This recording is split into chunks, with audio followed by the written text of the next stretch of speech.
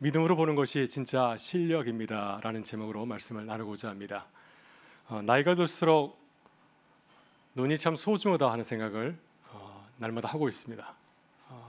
전도서 12장 3절을 보게 되면 창들로 내다보는 자들이 어두워질 것이며 라는 말씀이 나오는데, 이 말씀에서 창들로 내다보는 자들은 누굴 말합니까?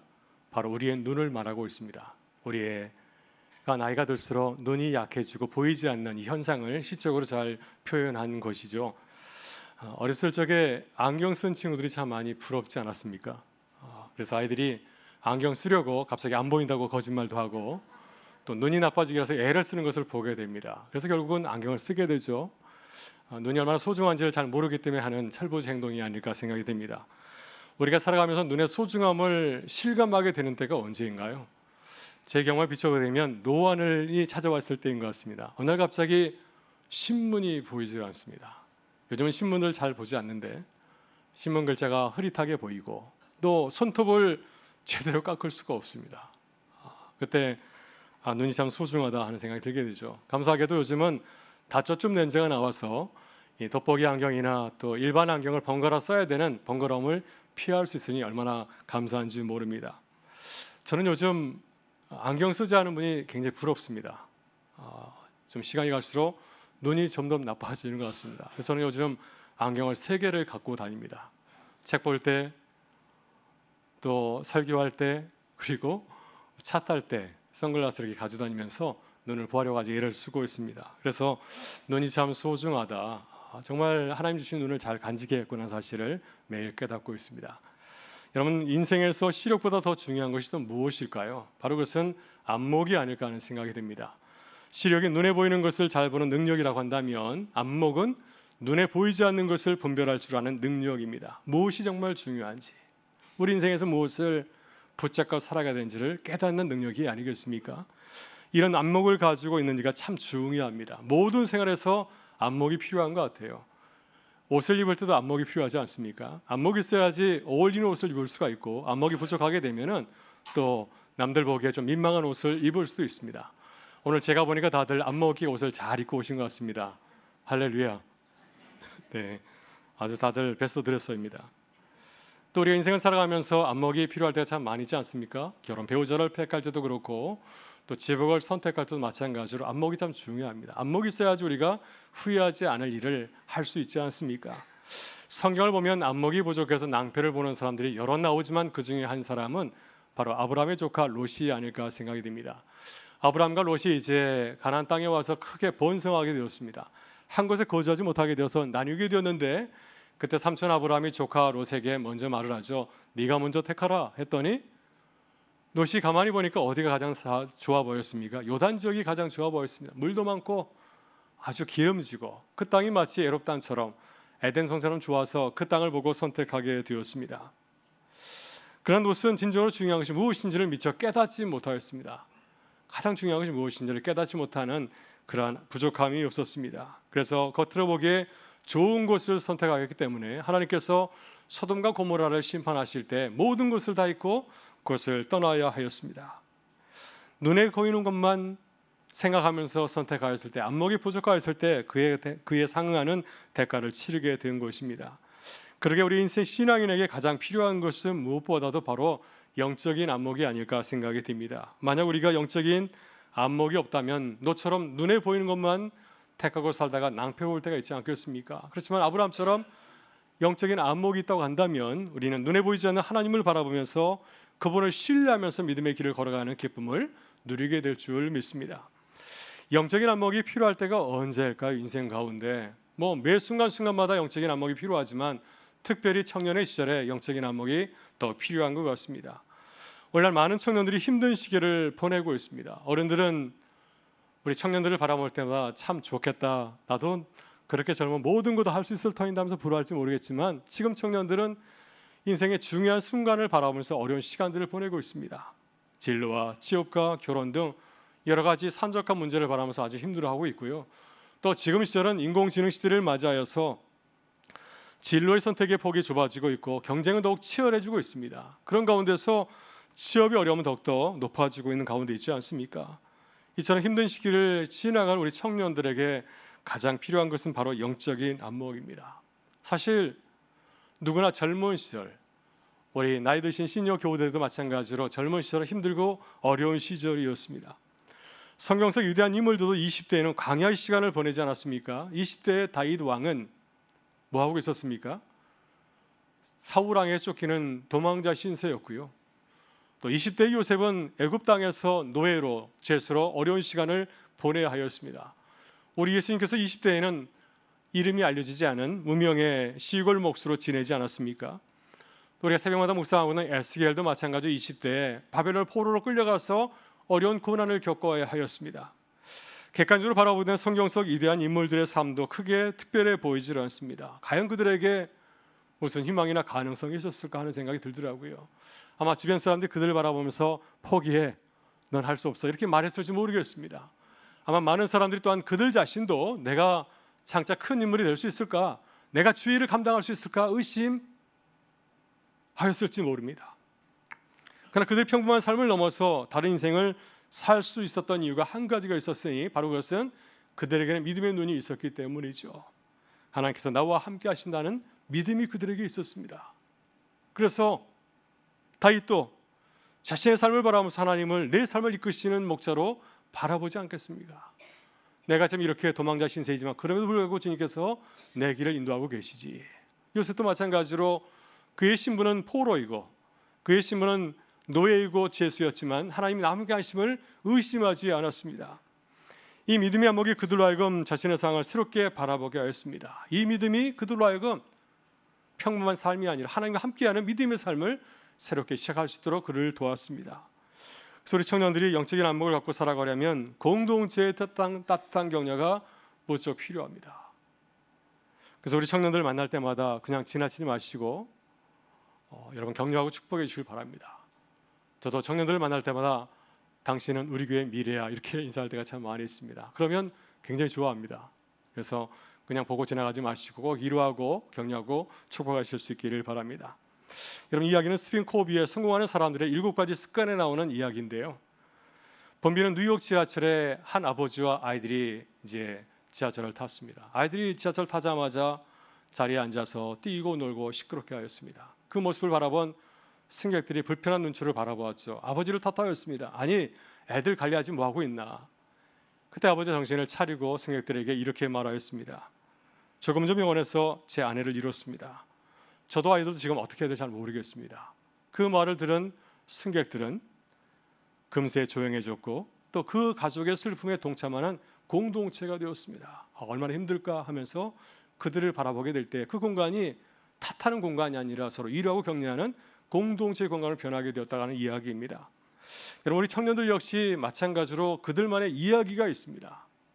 우리가 그들의 이야기를 듣지 않을 때에는 그들을 탓하고 비난할 수 있습니다. 오해할 수 있지 않겠습니까?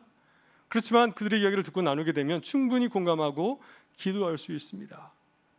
그래서 우리가 그들의 이야기를 들어주고 격려하고 축복하게 될 때 그들이 우리 공동체 안에서 따뜻한 믿음의 이야기를 새롭게 써가는 은혜를 누리게 될 줄 믿습니다. 그래서 오늘 가정예배 주일을 맞이해서 우리 자녀들 또 우리 청년들을 위로하고 축복하실 수 있기를 바랍니다. 그래서 우리 공동체가 우리 다음 세대들 청년들을 믿음으로 격려하고 세워가는 영적인 공동체로 세워질 수 있기를 주의 이름으로 축원합니다. 오늘 본문 말씀은 오늘 저녁 가정에서 우리 자녀들과 함께 나눌 성경 말씀입니다. 북이스라엘의 연자 엘리사와 그의 사환의 이야기죠. 엘리사와 사환의 관계는 어떤 사이입니까? 스승과 제자의 사이기도 하고 또 부모와 자녀의 관계 같기도 하고 또 이 공동체 안에서 바라보게 되면은 시니어와 주니어의 관계로 볼 수도 있습니다. 이 둘 사이에서 중요한 대화의 주제가 무엇인가요? 바로 영적인 안목이었습니다. 우리가 살아가면서 어려운 일을 만났을 때 어떻게 대처해야 될까요? 이 문제는 신앙인에게 매우 중요한 주제입니다. 모든 사람들이 이런 문제를 갖고 오늘도 예배에 참석했을 것입니다. 가정에서도 마찬가지입니다. 어려움을 겪을 때 부모가 자녀들에게 좋은 믿음의 모습을 보여주게 되면 자녀들은 그 모습을 보고 그대로 따라하게 됩니다. 반대로 자녀들에게 좋은 믿음의 모습을 보여주지 못하면 자녀들 마찬가지로 그 모습을 보고 또 그대로 하게 됩니다. 그래서 이럴 때 부모는 믿음의 안목을 자녀들에게 보여줄 수 있어야 됩니다. 어려운 일을 만난다 할지라도 두려워하는 모습 보여주지 아니하고 믿음으로 기도하면서 나아가게 될 때 자녀들이 그 모습을 보고 또 그들도 어려움을 만났을 때 믿음으로 반응하는 모습을 갖추게 될 수 있기 때문이죠. 여러분, 그 다음에 엘리사와 그의 사내에게 어떤 일이 벌어지게 되었나요? 이 사건은 단순히 개인적인 사소한 일이 아니었습니다. 이스라엘 전체의 안보가 걸려있는 매우 중대한 위기였습니다. 이스라엘 끊임없이 공격하고 습격하였던 위협하였던 아람 왕이 군대를 보내서 엘리사가 머물고 있던 도단성을 포위하고 이제 엘리사를 체포하거나 그를 죽이려고 하고 있습니다. 아람 왕이 엘리사를 죽이려고 한 데는 분명한 이유가 있죠. 왜냐하면 아람 왕은 여러 차례 군대를 보내서 이스라엘 공격을 했지만은 그때마다 무위에 그치고 말았습니다.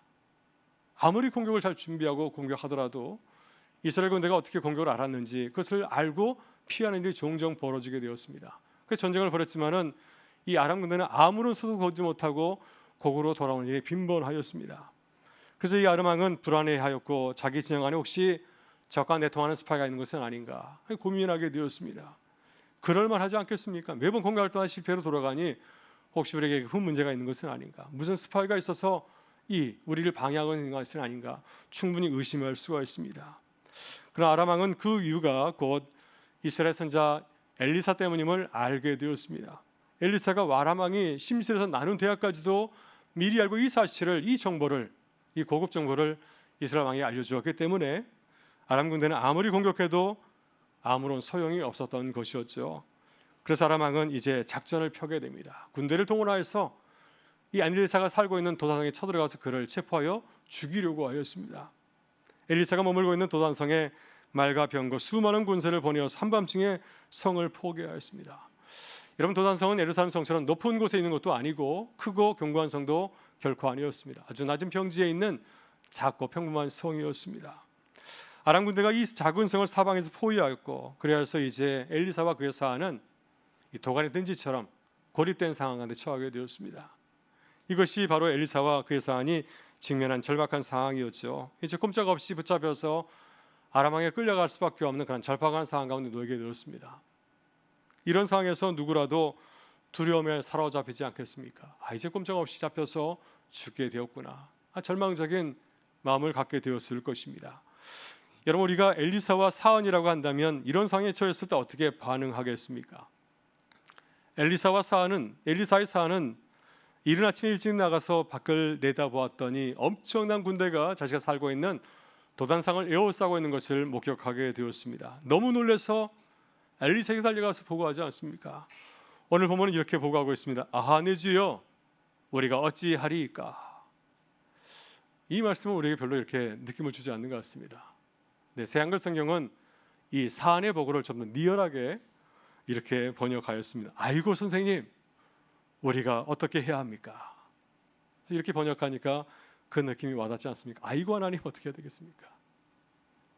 이 말씀 우리도 하는 소리죠. 우리가 어려움을 만날 때 우리 하나님을 바라면서 이렇게 탄식하지 않습니까? 하나님, 어떻게 합니까?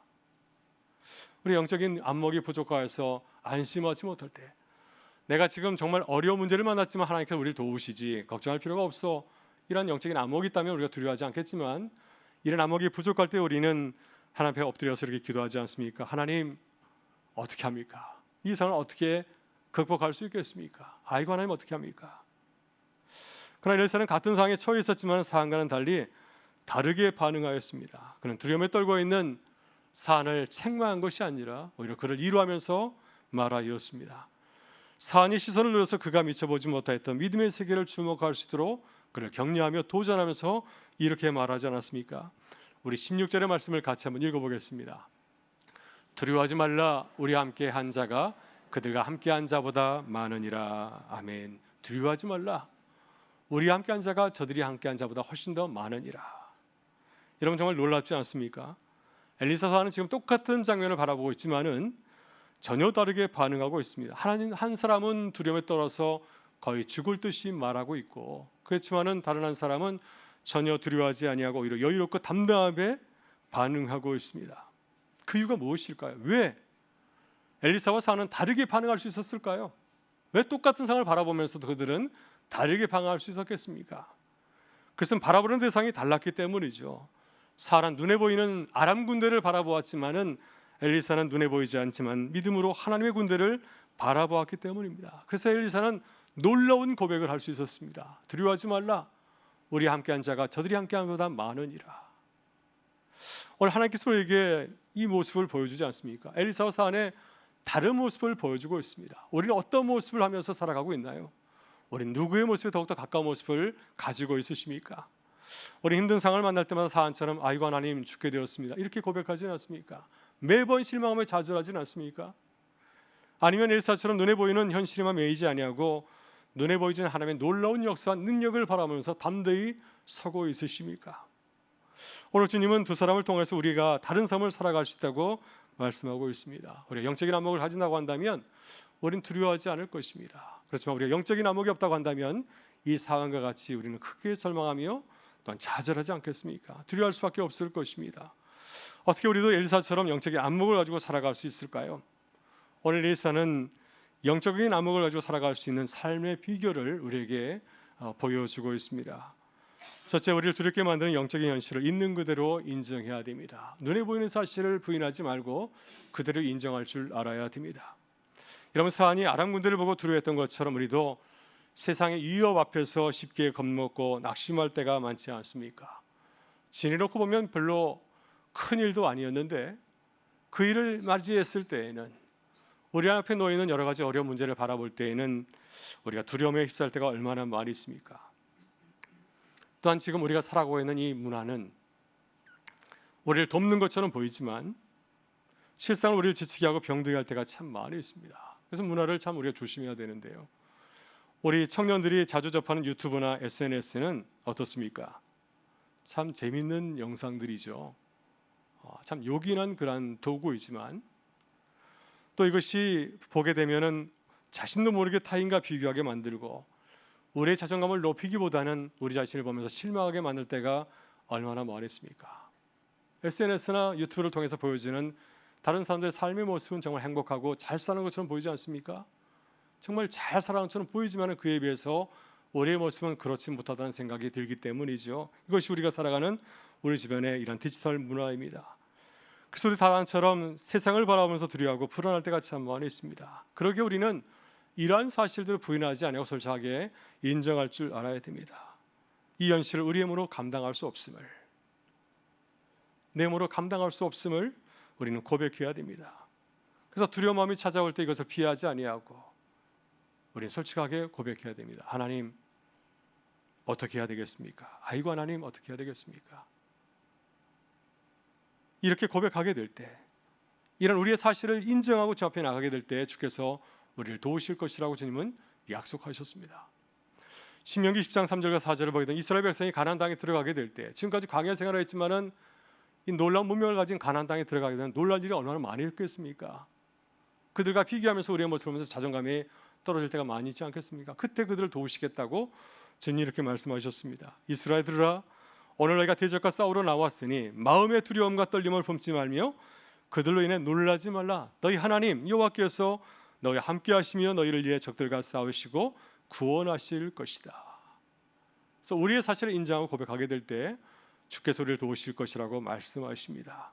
세상이 우리를 두렵게 할 때 여러분 그때 이 사실을 인정하고 솔직히 고백하시길 바라고요. 하나님이 나와 함께 하심을 기억하면서 나가실 수 있기를 바랍니다. 그럴 때 우리도 영적인 안목을 갖는 기쁨을 누리게 될 줄 믿습니다. 될줄 우리는 하나님의 강하신 군대를 믿고 의지해야 됩니다. 엘리사가 아람 군대를 두려워하지 않았던 이유는 한 가지였죠. 하늘 군대를 바라볼 수 있었기 때문이었습니다.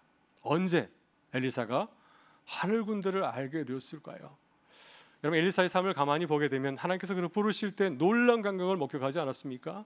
그의 스승 엘리야가 하늘을 올라갈 때 그냥 올라가지 아니하고 불말과 불병거를 타고 올라가는 놀라운 광경을 보게 되었습니다. 하나님께서 이 선자의 사역을 시작하는 엘리사에게 놀라운 영적 세계를 보여주신 것이었습니다. 그래서 엘리사는 도단성을 둘러싼 아람 군대를 바라보았을 때 역시 하나님의 군대를 떠올리게 되었습니다. 여러분, 세상에 어느 군대가 하늘 군대를 이길 수 있을까요? 세상의 군대가 하나님의 군대와 싸워서 누가 이기겠습니까? 당연히 하나님의 군대가 이기지 않겠습니까? 그래서 엘리사는 믿음의 눈으로 하나님의 군대를 바라보면서 사연에게 이렇게 말하고 있습니다. 우리와 함께한 자가 그들과 함께한 자보다 많으니라. 여러분, 창세기 32장을 보게 되면 에서가 400명의 군사를 이끌고 자신을 속이고 자신의 복을 빼앗아간 야곱을 공격하기 위해서 쳐들어오고 있었습니다. 그 이기에 있으면 하나님께서는 야곱에게 하나님의 사자를 보내주셨습니다. 야곱이 보니 하나님이 보낸 사대가 한두 명이 아니라 하나님의 군대였습니다. 하나님의 군대가 그를 보호하고 있음을 보여주신 것을 보면서 야곱은 그 지역을 마하나임, 하나님의 군대라고 불렀습니다. 여러분, 그러기에 우리는 두려움이 밀려올 때 우리도 마찬가지로 하나님의 군대를 바라봐야 됩니다. 강하고 능력 있으신 하나님을 바라봐야 됩니다. 하나님의 능력과 역사하심을 믿고 신뢰해야 됩니다. 우리의 힘과 능력은 도저히 싸울 수 없지만 우리는 아람 군대 앞에 선 초라한 한 사람에 불과하지만 하나님이 함께 하실 때 능히 승리할 수 있음을 믿고 나아가야 될 줄 믿습니다. 이 믿음을 가질 때 주님께서 우리의 마음에 두려움 대신 기쁨과 평안함으로 더하여 주실 줄 믿습니다. 이 믿음을 가질 때 영적인 안목을 가지고 나가는 기쁨을 누리게 될 줄 믿습니다. 여러분, 셋째, 세상에 두렵게 할 때 우리는 영적인 눈이 열리도록 간절히 기도해야 될 줄 믿습니다. 엘리사는 그의 사환이 아람 군대를 보고 두려움에 떨자 그를 위해서 중보 기도했습니다. 하나님의 군대가 아람 군대가 훨씬 많지만은 이 사실을 보지 못해서 두려움에 떨고 있는 자신의 그 사안을 바라보면서 안타까웠습니다. 그래서 그의 눈이 열리도록 내가 보는 것처럼 그도 하늘의 군대를 보러 갈 수 있도록 그래서 간절히 기도하며 이렇게 기도하지 않았습니까? 여호와여, 원하건대 그의 눈을 열어서 보게 하여 주옵소서. 원하건대 그의 눈을 열어서 그도 보게 하여 주옵소서. 그래서 하나님께서 사안의 눈을 열어주셔서 놀라운 영적 세계를 보게 되었습니다. 하나님께서 엘리사를 보호하기 위해서 보내신 하늘의 불말과 불천사들, 산에 가득한 것을 보게 되었고요. 그래서 엘리사의 간절한 기도를 통해서 그의 사원도 마찬가지로 하늘의 군대를 보는 영적인 안목을 갖추게 된 것입니다. 여러분, 우리는 엘리사의 모습을 주의 깊게 살펴보아야 됩니다. 그는 자신을 위해서 기도한 것이 아니라 누구를 위해서 기도하였습니까? 자신의 제자 사안을 위해서 간절히 기도하였습니다. 사안이 영적인 안목이 부족해서 두려워하는 모습을 바라보게 될 때 안타까운 마음을 가지고서 그의 눈이 열릴 수 있도록 그도 역시 마찬가지로 하늘의 군대를 바라볼 수 있도록 그래서 간절히 기도하며 중보한 것입니다. 여러분, 우리는 매일 누구를 위해서 간절히 기도하고 계시나요? 지금의 세상은 어떻습니까? 영적인 안목이 없이는 우리가 도저히 살아가기 어렵지 않습니까? 이 세상을 견디며 살아가기 위해서는 하늘을 바라보는 그 믿음, 이 영적인 안목이 얼마나 필요한지 모릅니다. 이 영적인 안목이 있을 때, 믿음의 안목이 있을 때 세상을 두려워하지 않고 담대하게 살아갈 수 있기 때문이죠. 그래서 우리는 이 영적인 안목을 갖추기 위해서 먼저 우리 자신에서 기도해야 될 줄 믿습니다. 우리가 부모라고 한다면 엘리사처럼 영적인 안목을 가져야 우리 자녀들을 믿음으로 잘 바르게 인도할 수 있지 않겠습니까? 또 우리 교회가 우리 자신이 우리 교회 중직이라고 한다면, 재직이라고 한다면은 엘리사처럼 이 믿음의 안목을 가져야 이 교회를 함께 믿음으로 잘 이끌고 나가는 기쁨을 누릴 수 있지 않겠습니까? 특별히 우리는 자녀들이 영적인 안목을 가질 수 있도록 기도해야 됩니다. 엘리사가 사안을 위해서 간절히 기도했듯이 우리도 마찬가지로 우리 자녀들의 영적인 눈을 열기 위해서 간절히 기도해야 될 줄 믿습니다. 하나님, 우리 자녀들의 눈을 열어 주옵소서. 저들도 믿음의 세계를 보게 하여 주옵소서. 우리가 간절히 기도하게 될 때 엘리사의 기도를 통해서 사환이 눈을 연 것처럼 우리 자녀들도 영적인 안목을 가지고 살아가는 믿음 삶으로 거듭난 은혜를 누리게 될 줄 믿습니다. 여러분, 광고 시간에 말씀드린 것처럼 이번 주는 매우 중요한 한 주입니다. 우리 교회학교 여름 성경학교와 수련회가 마치는 주간이고요. 무려 4개 부서가 교회 밖을 떠납니다. 매우 중요한 시기입니다. 유년부, 소년부, 그리고 중등부와 고등부가 여름 성경학교와 수련회를 하기 위해서 교회를 떠나게 됩니다. 이번 여름 수련회는 우리 교회에 매우 중요한 사역 또 시기이죠. 이번 수련을 통해서 우리 자녀들이 하나님의 은혜를 경험하고 돌아온다면 얼마나 기쁜 일이겠습니까? 엘리사의 사안이 눈을 열어서 하나님의 군대를 바라보는 감격을 누린 것처럼 우리 자녀들도 이번 수련을 통해서 이러한 은혜를 누리고 돌아온다면 얼마나 우리에게 큰 힘이 되겠습니까? 그래서 우리 교우들의 간절한 기도가 절실히 필요합니다. 엘리사처럼 우리 자녀들 위해서, 우리 청년들을 위해서, 또 우리 청소년들 위해서 간절히 기도할 수 있기를 바랍니다. 하나님, 우리 자녀들이 우리의 눈을 열어주셔서 주님을 보게 하여 주옵소서. 주님을 만나고 경험하게 하여 주옵소서. 어린 사무엘의 성전에서 하나님의 음성을 듣는 놀라운 신비한 경험을 하게 되었을 때 그가 자라서 이스라엘 인도하는 영적 지도자가 되지 않았습니까? 그래서 우리 자녀들도 이번 수련을 통해서 이러한 경험을 하고 그들 인생이 새롭게 달라지는 은혜를 경험할 수 있도록 여러분 함께 기도해 주실 수 있기를 간절히 부탁을 드립니다. 여러분처럼 잠시 쉬어가면서 잠시 멈춰서서 우리의 믿음의 안목을 회복하는 영적인 시간입니다. 믿음으로 자신의 삶을 돌아보고요.